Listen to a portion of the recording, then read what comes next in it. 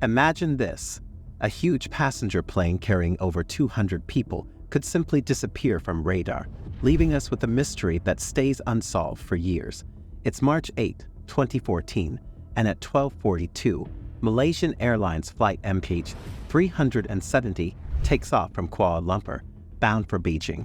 On board are 227 passengers, 10 flight attendants, and 2 pilots, including Captain Zari Ahmad Shah, a highly senior 53-year-old captain, and First Officer Farid Hamid, a 27-year-old on a training flight. The journey begins smoothly, heading in the right direction for about 20 minutes. However, at 1:08, the plane veers off course, crossing the Malaysian coastline and reaching above the South China Sea in the direction of Vietnam. Zari reported that the plane was at 35,000 feet and all was fine. About 11 minutes later, the plane entered Vietnam's airspace. Kuala Lumpur's air traffic control then radioed Malaysian 370, contact Ho Chi Minh, 120.9. Good night. Captain Zari replied, "Good night, MAS 370. Everything seemed okay until then. Unfortunately, those were the last words heard from the plane, and there was no further communication. Just 30 seconds after entering Vietnam's airspace at 1:21 a.m., the plane disappeared from the radar without warning. Kuala Lumpur's air traffic control wasn't immediately aware of this, assuming the plane had simply moved beyond their radar range into Vietnam's airspace. They didn't find anything unusual. On the other hand, Vietnam's air traffic control observed MH370 entering their airspace, but then suddenly disappearing from their radar. They tried to communicate with the plane, but there was no response from the other side. After repeatedly trying for 18 minutes, Vietnamese controllers informed Kuala Lumpur that MH370 had disappeared suddenly. Generally, in such cases, Kuala Lumpur's Aeronautical Rescue Coordination Center should have been notified within 1 hour of the plane disappearing. However, the emergency response only started 4 hours later, at 6:32 in the morning. By this time, the plane should have already landed in Beijing, but it hadn't. A search operation was initiated to locate the missing plane. If you look at the map, the plane was en route from Malaysia to Beijing, with Vietnam positioned in the middle, as well as the South China Sea. So obviously, the initial search operation focused on the South China Sea. This international effort involved 34 ships and 28 aircraft from 7 different countries trying to locate the plane. Unfortunately, there was no sign of it. 4 days later, on March 12th, reports emerged that while the plane had disappeared from civilian radar, military radar had tracked it that night. Surprisingly, the military radar indicated that the plane was last seen at 2:22 a.m., not above the South China Sea, but near the Andaman and Nicobar Islands, westward from Malaysia, above the Strait of Malacca. According to the military radar, the plane was heading north towards the Andaman and Nicobar Islands, away from Beijing. This news shocked everyone. Where did the plane go? Did it fly towards India and potentially crash in the Himalayas or Kazakhstan? Days later, new evidence was discovered from satellite data. It was found that the plane was attempting to establish automatic communication with a satellite. It is actually quite common for large airplanes like the Boeing 777 to make their communication easier. However, the challenge arose because the plane, in its attempts to log in and establish a connection, did not transmit any data about its location. The satellite was simply aware that this plane tried to communicate, but knew nothing more about where the plane actually was.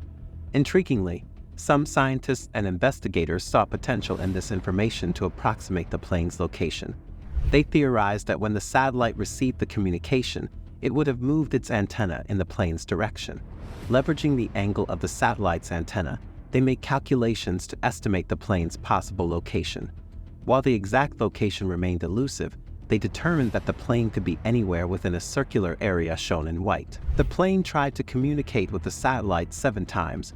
You can see 7 different circles in white, known as the satellite handshake.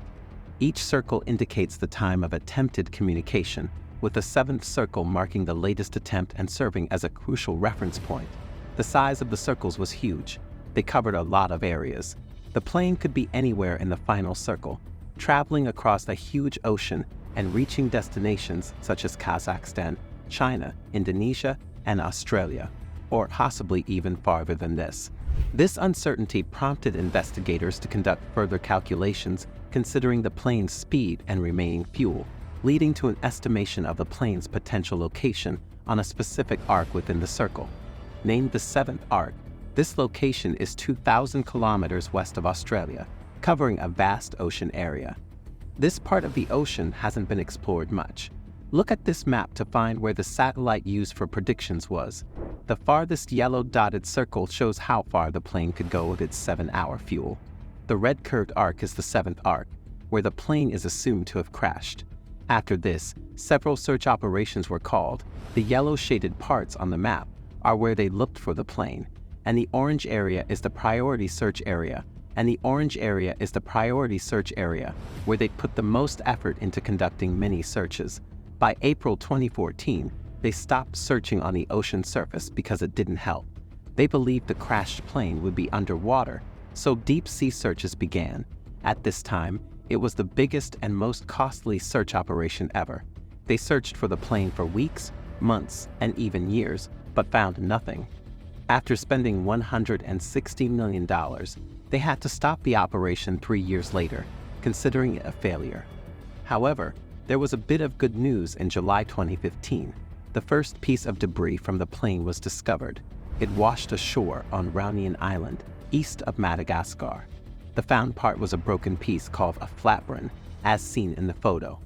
Later, in 2018, an American company named Ocean Infinity made a new deal with the Malaysian government.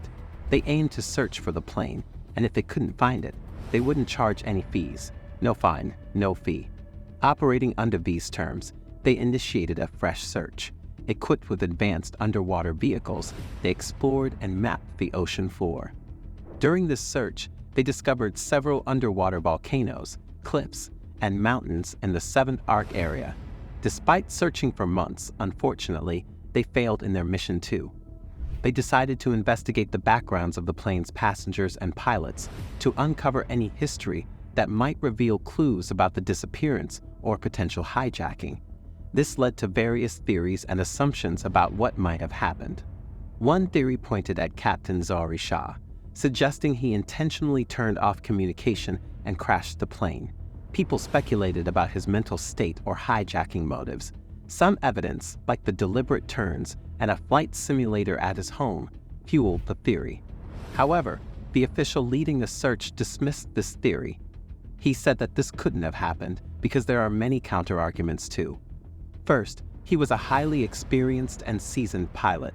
He was respected by all. He had no family problems, no economic problems, and he didn't have any past behavior to suggest this, so there is no reason to doubt his integrity.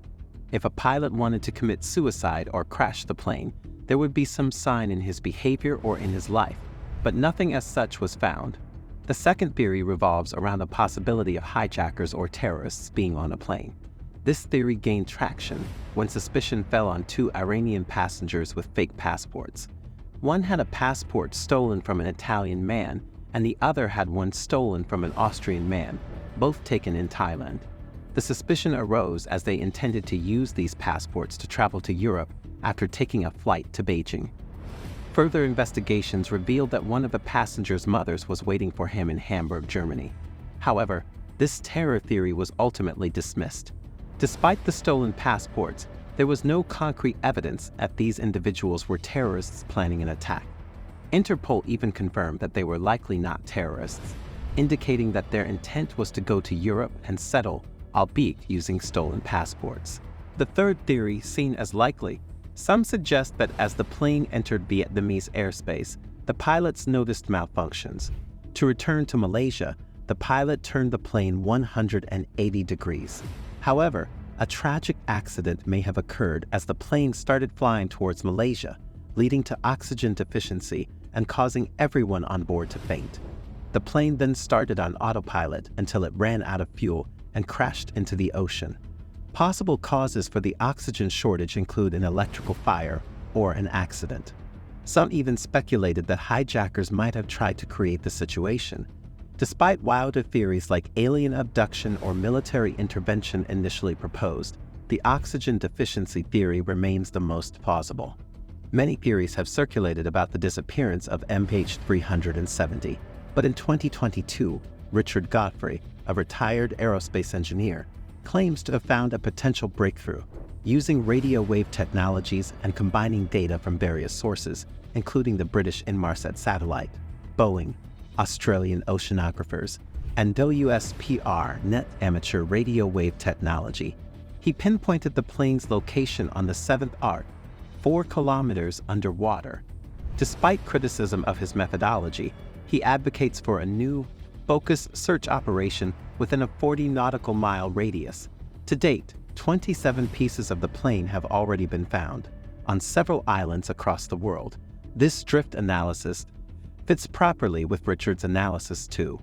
While some remain skeptical, Richard believes that a search operation starting in 2022 could provide answers by the end of the year.